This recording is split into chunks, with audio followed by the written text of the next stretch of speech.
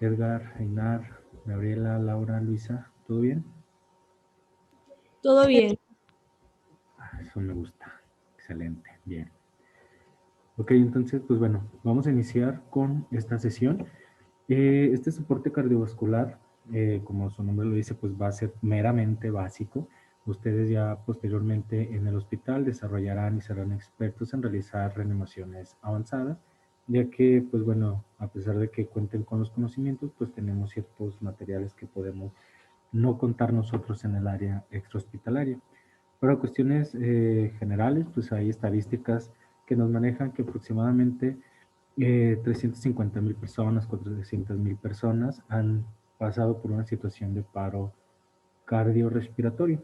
Nos dice que menos del 40% ha recibido una RCP por personas que presenciaron el paro cardíaco y también menos de ese 12% fueron pacientes que no recibieron una descarga eléctrica con un desfibrilador. Esto que nos concluye de que nos falta todavía muchísimo camino por recorrer. Existe todavía poblaciones en las cuales o no están capacitadas o también tienen miedo a realizar ciertas maniobras con, con estos pacientes que están sufriendo un paro cardiorrespiratorio.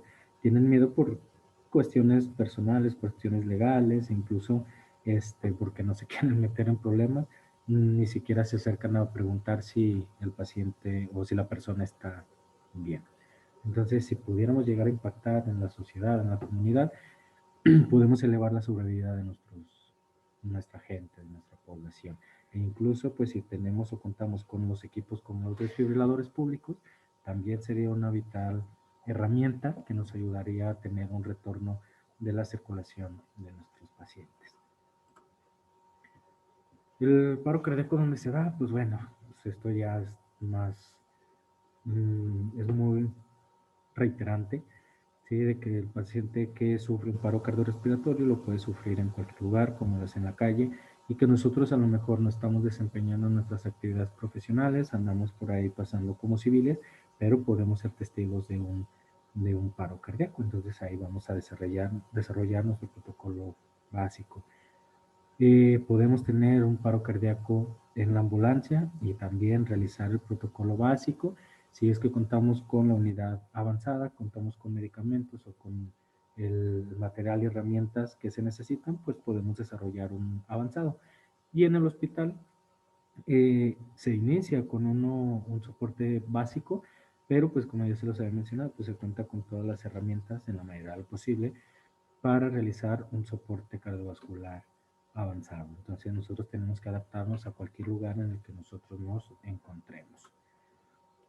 Ok, hablando propiamente del paro cardíaco intrahospitalario o extrahospitalario, pues pueden existir algunas variantes de acuerdo a factores de materiales y de recurso humano. Eh, Gabriela, dígame usted cuál sería la diferencia entre reanimar a un paciente dentro del hospital y reanimar a un paciente fuera del hospital. Este, los recursos, personal, Ok, ¿qué recursos tiene dentro del hospital que no tenga fuera del hospital? pues un carro de choque. Ok, muy bien, efectivamente. ¿Qué más? Ujú. No sé si el electro pueda entrar dentro de eso. También puede ser, de hecho es un punto importante, no porque tengamos ambulancia significa que traemos dispositivos como un electrocardiograma, en ocasiones no lo traemos, o también está muy viejo, no lo revisamos si traía papel o no, pueden pasar en infinidad de cosas. Muy bien, Gabriela. Laura, dígame cuál sería la diferencia entre reanimar a una persona dentro y fuera del hospital. Bueno, que por ejemplo, dentro del hospital también se encuentra el medicamento Ok, y es un ambiente más controlado y se pueden hacer intervenciones más avanzadas, como intubarlo o el paciente podría estar un poquito más estable, ya que en una ambulancia a lo mejor pues con el sonido de la sirena o con los metiches que estén ahí a lo mejor viendo, pues no es lo mismo. claro, efectivamente, muy buena observación. Si se fijan, son áreas totalmente diferentes dirigidas a lo mismo, al cuidado de pacientes. Pero pues en una estamos en la calle, podemos reanimar en la casa, podemos reanimar en un segundo piso, podemos reanimar incluso pues dentro de la ambulancia y pueden haber factores predisponentes como el riesgo adicional de familiares, personas chismosas, como así lo menciona su compañera Laura, e incluso también al momento de ir trasladando a un paciente, pues vamos con sirena, vamos con alta velocidad y pues ya sabemos que específicamente aquí en Aguascalientes no contamos con buenas estructuras viales, entonces ya nos pasamos un tope, ya caímos en un bache, ya dimos una vuelta muy rápido y eso ocasiona un movimiento muy brusco dentro de la caja de la ambulancia. Evidentemente pues el paciente empieza a tener movimientos bruscos y puede desencadenar muchísimas cosas. Y dentro del hospital, pues sí, como ya lo mencionan también, es un ambiente controlado. Menciona Gaby y Laura que hay diferente equipo, podemos realizar diferentes técnicas y aquí sí, pues con toda tranquilidad, pues ya tenemos ahí al paciente en camita, ¿sale? Entonces, hay unas cadenas de supervivencia que nos recomienda la Sociedad Americana del Corazón. Estas cadenas son las cadenas de supervivencia. Maneja uno dentro del hospital, que es el PCIH, paro cardiorrespiratorio intrahospitalario, y un paro cardíaco, paro cardiorrespiratorio extrahospitalario. ¿Cuáles son las condiciones de cada uno de estos eslabones? Hasta el 2015 solamente la cadena terminaba en cuidados posparo cardíaco. Hasta ahí quedaba nuestra reanimación, ¿sale? Pero en este 2020 ya suman un sexto eslabón que es la recuperación. Ahorita vamos a ver a qué se refiere. Paro cardíaco intrahospitalario nos hace énfasis en el reconocimiento y prevención temprana del paro cardíaco. Existen pacientes que están internados, que están encamados, que son predisponentes a que les pueda llegar a hacer una parada cardíaca y a estos pacientes hay que estarlos monitorizando. Sí, hay que estar sacándole estudios, hay que estar revisando su historia clínica, verificando medicamentos, estados neurológicos, control de líquidos, todo ese tipo de cosas que se realizan dentro de un hospital, pues hay que darle más énfasis porque probablemente si vemos alguna anomalía en estas personas, es probable de que vaya a caer en paro. Si el paciente cae en paro, nos maneja el segundo eslabón, que hay que activar un servicio de respuesta a emergencias o de respuesta inmediata. Dentro de los hospitales tiene que haber un grupo integrado, especialmente para reanimaciones. Entonces, en cuanto se active este equipo, pues se tienen que integrar para desarrollar todo su protocolo. Una vez integrado el equipo, se procede a realizar la reanimación cardiopulmonar, específicamente compresiones más ventilaciones. Se coloca un monitor desfibrilador, ¿sí? Si el desfibrilador nos da indicaciones de que el paciente necesita una descarga, pues la aplicamos. Una vez que realizamos el protocolo, verificamos si el paciente sale del paro. Si el paciente sale del paro, nos manda a los cuidados posparo, valga la redundancia. Sí, que en estos cuidados posparo pues, incluye el manejo de una vía aérea definitiva, la valoración de un electrocardiograma de derivadas, el manejo de la hipotermia terapéutica, las lecturas de las cardiografías, todo ese tipo, todos los estudios que ustedes necesiten son o van incluidos dentro de los cuidados posparo.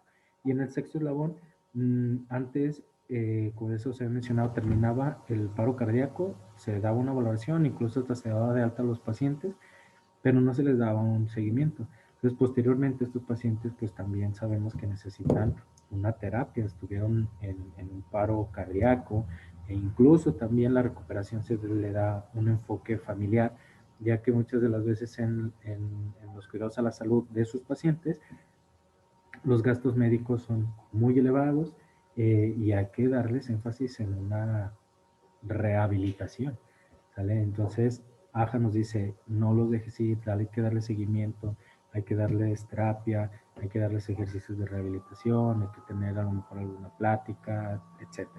Entonces, eso se refiere con el punto de recuperación. En el paro cardíaco extrahospitalario, aquí si se fijan, hay algunos eslabones que son muy parecidos, hay otros que cambian. Por ejemplo, aquí si nosotros estamos en la calle o fuera del hospital, nos dice primero, pues detecta el paro y activa el servicio de emergencias, que el servicio de emergencias en este caso pues, sería el 911. Después de que se activa, se da la RCP de alta calidad, ¿vale? Compresiones, ventilaciones, y si se dispone de un desfibrilador, permitimos que el DEA, el desfibrilador externo automático, realice la valoración. Posteriormente, como ya sabemos, estamos fuera de la calle, pues hay que llevarlo a una unidad de un centro médico.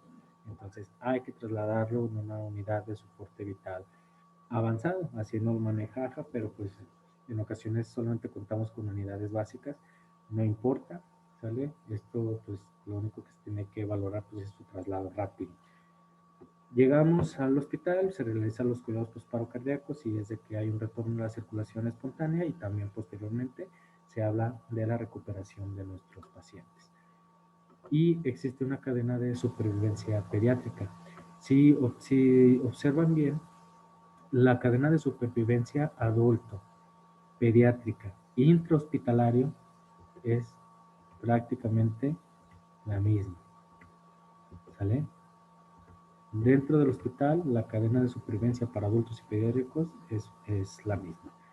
Y la extrahospitalaria nos dice que hay que tener una prevención del paro cardíaco en pacientes pediátricos. Puede ser de que, recuerden que la principal causa de paro en los pacientes pediátricos son afecciones respiratorias y hay que tener más énfasis en el análisis de signos y síntomas o la etiología del paro cardíaco.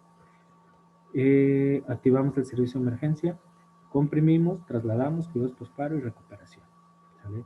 Estas cadenas en realidad son unos eslabones que se tienen que seguir en ciertas fases, pero bueno, Saja nos da un énfasis de que solamente se le añade un sexto eslabón, como lo es la recuperación. ¿Cuáles son los aspectos destacables? Pues que se da mucho énfasis en la reanimación cardiopulmonar practicada por personas civiles o personales presenciales. Esto puede llegar a aumentar la sobrevida o el retorno de circulación de nuestros pacientes.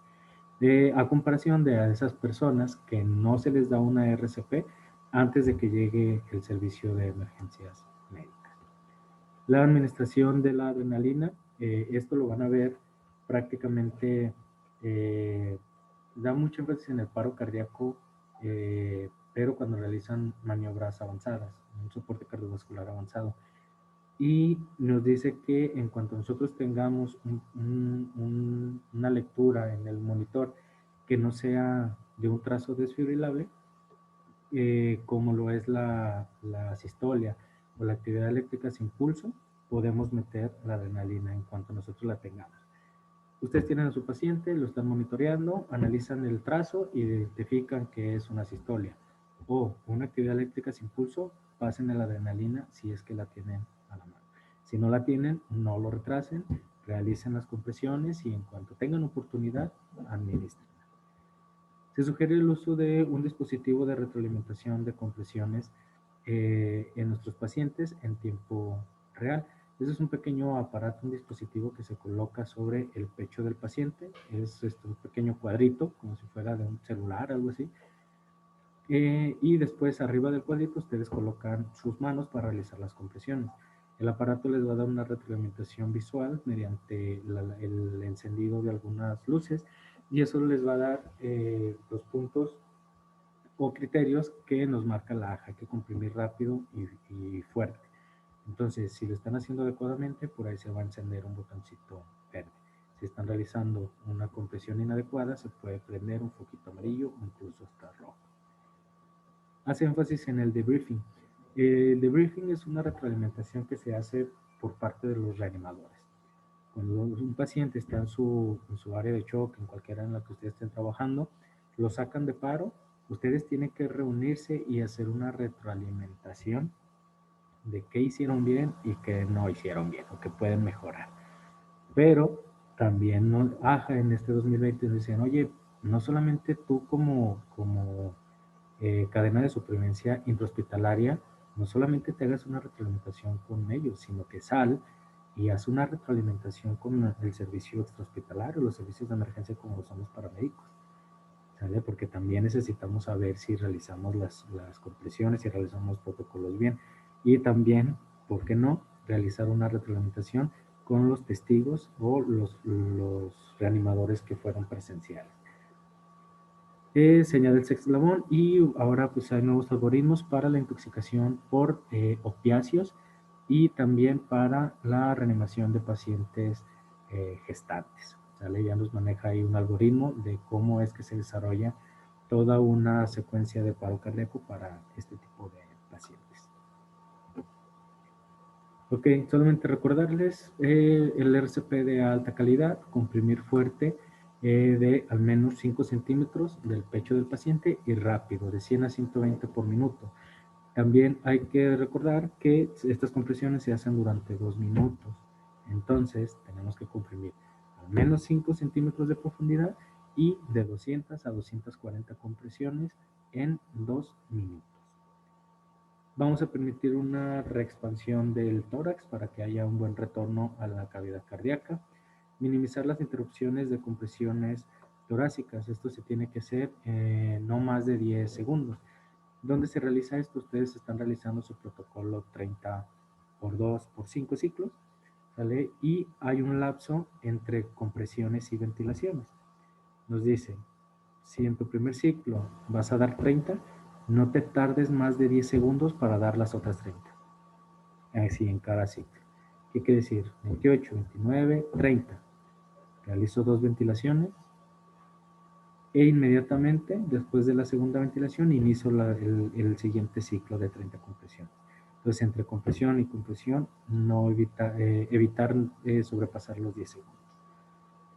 Cada 2 minutos es importante cambiar de reanimador, o también cuando nuestro compañero, nuestro segundo reanimador pues esté cansado, ¿sí?, o tenga datos de fatiga, hay que relevarlo, ¿sale? ¿Por qué? Porque un reanimador cansado no nos está dando las compresiones que nos marca AJA, que son la profundidad y la rapidez.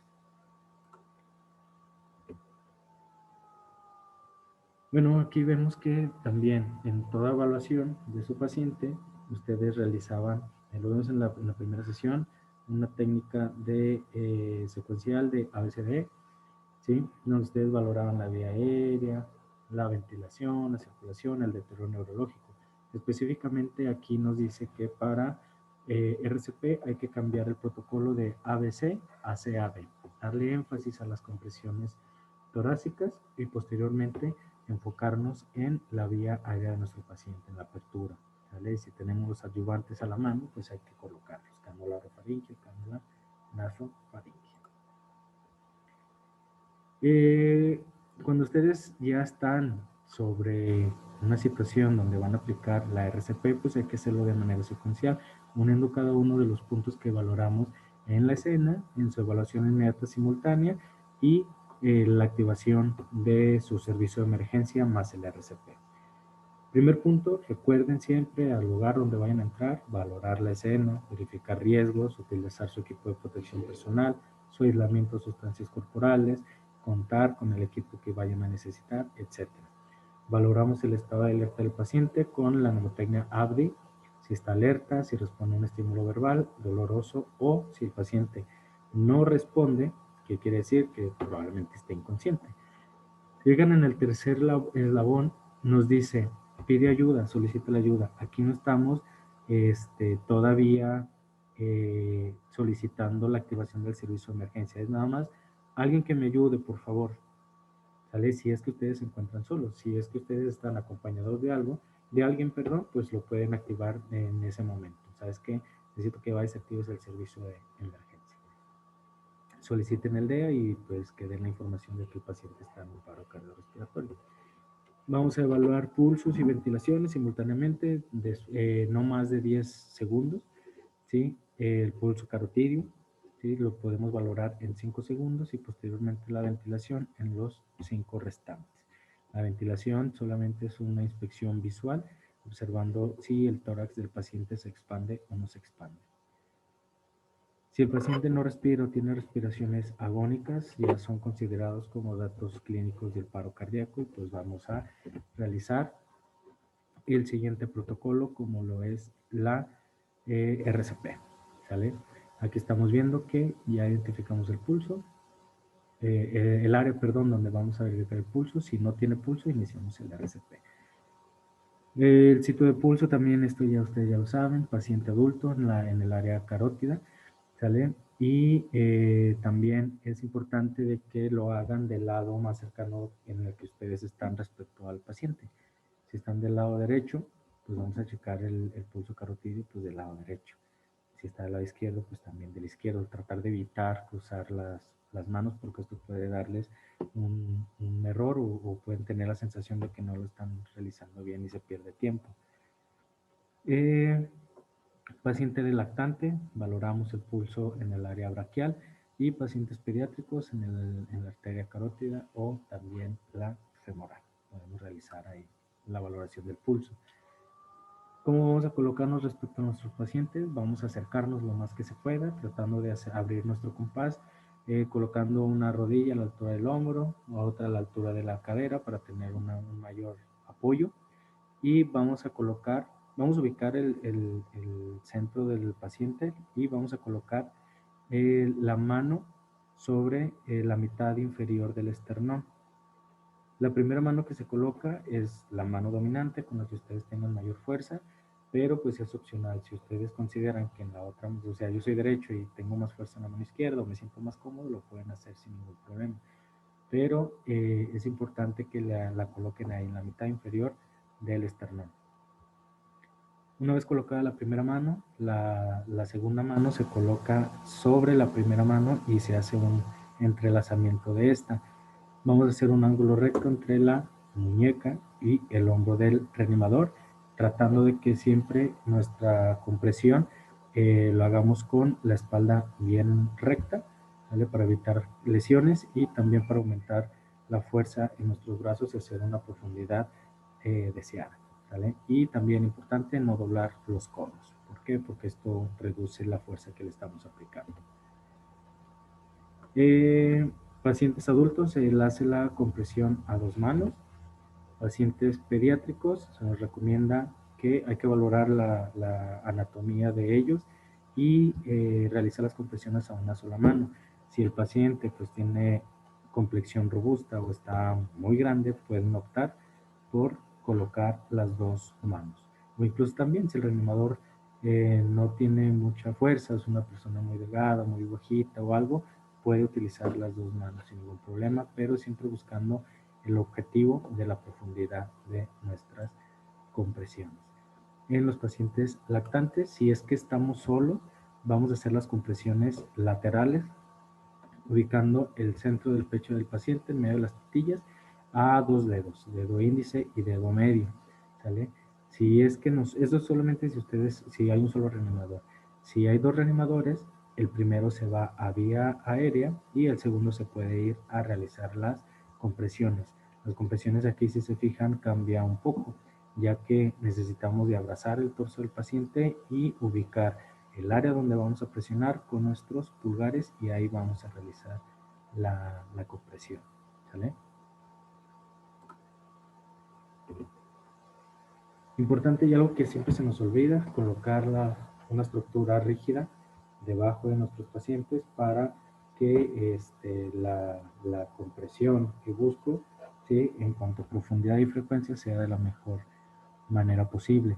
Si nosotros no colocamos estos dispositivos, puede ser de que estemos comprimiendo a lo mejor el colchón, el sillón, la camilla, etcétera, y la compresión que busco en el corazón, pues no vaya a ser suficiente.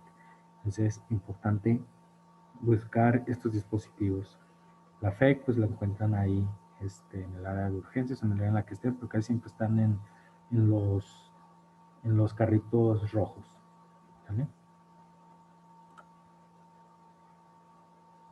Ok, ya una vez que vimos la posición respecto a las compresiones torácicas, vamos a hacer el manejo de la vía aérea. Aquí esto también ya es algo que ustedes vieron en la evaluación del paciente, que es la apertura de la vía aérea con la técnica de elevación del mentón y la apertura de la vía aérea con la tracción mandibular. Si nosotros tenemos un paciente que no sospechamos de que tenga una lesión cervical, pues podemos utilizar la de elevación del mentón. En la imagen superior vemos cuando el paciente está en una posición supina sin elevación, puede ser de que por relajación de la lengua pueda llegar a obstruir la vía aérea y las ventilaciones que administremos pues no sean adecuadas. Y cuando elevamos el mentón, vean, tenemos una apertura casi completa de lo que es la cavidad o la vía aérea, y las ventilaciones pueden ser efectivas. Si sospechamos de que el paciente tiene un trauma en cervicales o en columna, vamos a optar por utilizar la maniobra de la tracción mandibular o subluxación mandibular. En la parte superior vemos que el paciente todavía no está siendo manipulado, ¿sale? Colocamos nuestro pulgar en el cigomático, ¿sale? Y el resto de los dedos en el borde de la mandíbula. Cuando realicemos la maniobra, vamos a impulsar la mandíbula hacia la parte superior, buscando que haciendo esta técnica, pues la lengua también se eleve y desobstruya la vía aérea. ¿Cuál es la diferencia? De que aquí no manipulamos las cervicales, le evitamos ese movimiento brusco y el daño a nuestros pacientes. Cuestiones de ventilaciones, vamos a dar 2 ventilaciones con una duración de 1 segundo. Las guías nos manejan que hay una técnica que es ventilaciones boca-mascarilla, pero pues bueno, ahorita con estas situaciones, esto pues no se trata de evitar, por evitar poner en riesgo a los reanimadores. Estas ventilaciones, pues en la mayoría de los casos, pues es más recomendable que se utilice un dispositivo de alto flujo, como es la bolsa, válvula, mascarilla, que aquí la tenemos en estas imágenes. ¿Vale? La ventilación con bolsa, válvula, mascarilla, recuerden que siempre se hace en posición cefálica a nuestro paciente. No se hace la ventilación con bolsa, válvula, mascarilla lateral, porque no obtenemos un sellado hermético entre la mascarilla y la cavidad facial, es decir, el área facial de nuestros pacientes. Entonces, cada vez que yo ventile lateral, pues puede ser de que exista una fuga y la ventilación no está siendo efectiva. Entonces, siempre, siempre, siempre de manera cefálica. Y aquí vemos, ¿sí? Este sellado hermético entre la mascarilla y nuestro paciente se hace con la técnica C y E. ¿Vale? Vamos a colocar la mascarilla ubicando el borde de la nariz, del puente de la nariz, e impulsamos la mascarilla hacia la parte inferior. Con el dedo pulgar y el dedo índice vamos a realizar una presión hacia abajo, realizando un sellado, y con los 3 dedos restantes, el medio, el anular y el meñique, ubicamos el borde de la mandíbula y hacemos la hiperextensión para abrir la vía aérea. Entonces, una vez abierta, ¿sí?, o alineada la tráquea, vamos a realizar las ventilaciones y el paciente tiene que tener una expansión torácica efectiva. Cuando tenemos 2 reanimadores, uno se encarga de realizar solamente el sellado y la hiperextensión, y el segundo reanimador se encarga de realizar la ventilación, ¿vale? Esta es de las más recomendadas por AJA, ya que el primer reanimador realiza un sellado más efectivo. Y cuando unimos compresiones y ventilaciones, pues realizamos nuestro protocolo de 30 compresiones por 2 ventilaciones durante 2 minutos. Hay que recordar que a los 2 minutos hay que cambiar de reanimador. Este cambio pues solamente es un relevo. El primer reanimador, si estaba comprimiendo, pues ahora se va a ir a ventilar. Y el el reanimador que estaba ventilando, ahora pasa a comprimir. A eso se refiere con el relevo. Ok, ya vimos lo que son las condiciones para comprimir, los procesos de ventilación, y ahora ¿qué va a pasar cuando llegue el desfibrilador? Hay 4 pasos universales para usar un DEA, ¿vale? El primero es encender. Hay dispositivos que cuando ustedes abran el desfibrilador, este desfibrilador se va a encender. Hay otros que vienen en una bolsa, en una cajita, en un estuche, ¿sale? Y sí necesitan encenderlo. Hay un botoncito en color verde que le dice on o encendido. Ahí le van a picar. Segundo paso, hay que colocar los parches sobre el pecho desnudo del paciente y después conectarlo al aparato. ¿Por qué es importante esto? Se cometió el error antes de que primero conectábamos los parches al aparato y posteriormente pasábamos los parches a nuestro paciente. Recuerden que los parches son sensores, ¿sí? Entonces, en cuanto ustedes conecten los parches al aparato, este automáticamente va a empezar a analizarlo. Y si todavía no lo colocan en el paciente, pues esa manipulación va a ser detectada por el aparato y les va a recomendar una descarga cuando no la necesita. Entonces, primero lo coloco en nuestros pacientes, ¿sí? Los parchecitos, y posteriormente lo conecto. Entonces, cuando lo conecte, automáticamente va a pasar al tercer paso, que es analizar. Y aquí ya no está analizando otro ritmo que no sea el de nuestro paciente. Una vez que está analizando el ritmo en el tercer paso, si este nos recomienda una descarga, pues lo vamos a administrar en el paso 4. En conclusión, encendemos, el primer paso encendemos, segundo paso colocamos parches en el paciente y después aldea, tercer paso analizo, cuarto paso descarga. Además hay otras 4 consideraciones especiales, ¿sí? Para el uso del desfibrilador. ¿Sí? Podemos encontrar pacientes que hayan estado sumergidos en un cuerpo de agua, que estén diaforéticos o que estén incluso bajo la lluvia. Las guías nos dicen que hay que secarlos, nada más secarlos del pecho o del área donde vayamos a colocar los parches. No necesitamos de secarle los pies, la cabeza, nada. Solamente el área donde voy a colocar los parches y lo puedo hacer. Pacientes con vello corporal excesivo. Dentro del estuche del desfibrilador trae una rasuradora, trae un rastrillo. Si no cuenta con un rastrillo, nos dice, si tú cuentas con 2 juegos de parches, utiliza uno, lo colocas en el paciente sobre el vello y jala. Hay que depilar al paciente. Entonces, cuando yo depilo, pues literalmente rasuro el área donde va a ir colocado el segundo juego de parches y posteriormente se lo puedo utilizar. Pacientes con marcapasos ustedes lo identifican porque al momento de descubrir al paciente se nota como un pequeño borde, ¿sale? Y nos dice, puedes utilizar el desfibrilador siempre y cuando no lo coloques arriba del aparato o del dispositivo, siempre hay que colocarlo abajito. Y también la cuarta consideración son los pacientes que utilizan parches de medicación en las áreas donde van los parches del desfibrilador. Aquí dice, aquí pues es un parchecito, lo puedes retirar, sí, puede tener exceso de ahí de pegamento, límpialo así rápidamente con un trapo limpio y ahora sí coloca el parche del desfibrilador. Y aquí lo vemos, cada parche tiene una pequeña imagen donde va a ir, donde les indica dónde se coloca el parche, ya sea adulto, ya sea pediátrico.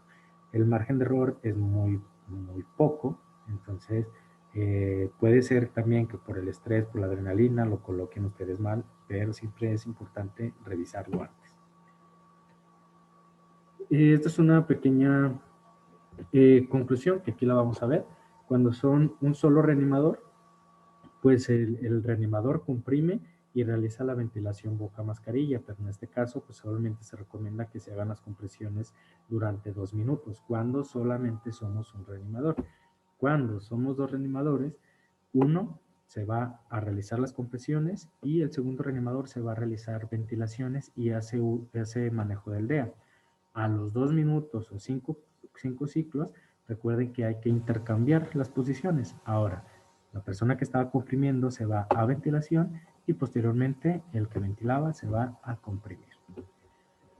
Y aquí vemos una pequeña evaluación, un pequeño diagrama que es que aquí ya integramos todo lo que acabamos de ver en su pequeño taller. Secuencia CAB, compresiones, apertura de la vía aérea y las ventilaciones. Ok. Primer punto, evaluamos la escena. Segundo punto, estado de alerta. Señor, ¿se encuentra bien? El paciente no responde. Alguien que me ayude, por favor. Pasamos al tercer eslabón. Pasamos a la letra C, obtenemos el pulso carotidio, 1, 2, 3, 4, 5, y después observamos el pecho del paciente, 6, 7, 8, 9, 10. Si identificamos que el paciente no tiene pulso y no ventila, ahora sí activamos el servicio de emergencias y solicitamos el DEA e iniciamos el RCP. El RCP con 30 por 2 ventilaciones durante 5 ciclos. Pasando los 2 minutos, si el paciente no tiene pulso, vamos a realizar otras compresiones. Y si ya llegó el DEA, ahora sí, vamos a colocar. ¿Sale? Entonces, a grandes rasgos, esto es lo que marca su protocolo de RCP para soporte vital básico. Si tienen, hasta aquí termina su presentación. Si tienen alguna duda, igual me la hacen saber por correo electrónico. Y por ahí tengo el manual de BLS y ACLS, pero son de las versiones 2015. Si alguno de ustedes los quiere leer o algo para cuestión de consulta, favor me mandan un mensaje a mi número telefónico, por ahí está en el correo electrónico y con gusto se los comparto. ¿Sale? Entonces, chicos, los veo la siguiente sesión y pues bueno, igual si pueden conectarse el viernes a las 3 de la tarde, si no tienen ningún problema, para que entren con el otro grupo para cerrar, estaría perfecto. ¿Sale? Entonces, cuídense mucho, chicos, y nos vemos el viernes para su cierre. Gracias. De nada, cuídense. Muchas Gracias. gracias. Que estén muy bien, descansen. Bye.